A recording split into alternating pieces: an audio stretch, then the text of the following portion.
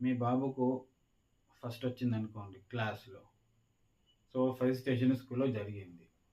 So, ఇప్పుడు importance ఎవరికిస్తారు? చేసిన వాళ్ళకిస్తారా? లేకపోతే మీ బాబుకు ఫెలిసిటేషన్ జరిగింది ఇంపార్టెన్స్ ఇస్తారా? అప్పుడు ప్యాసివ్ వాయిస్‌గా చెప్తే బాగుంటది. ఎందుకంటే మీరు జనరల్‌గా అయితే స్కూల్‌లో అయితే ప్రిన్సిపలో ఎవరో ఒకరు ఫెలిసిటేట్ చేస్తారు. కాబట్టి ఎప్పుడు my son was felicitated as he got first rank అనాలి.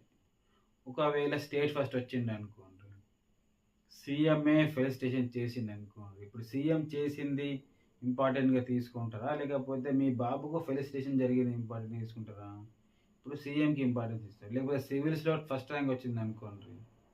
పీఎంతోని ఒకవేళ గనక ఫెలిసిటేషన్ జరిగిందనుకోండి. ఇప్పుడు దేనికి ఇంపార్టెన్స్ ఇస్తారు?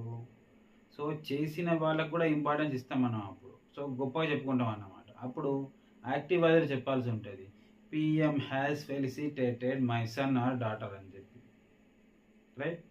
సో, కాబట్టి మనకి సందర్భానుసారంగా ఏది అవసరం వస్తే దాంట్లో మనకు ఓహ్, సెంటెన్స్ అని చెప్పగలిగే కేపబిలిటీ ఉండాలి.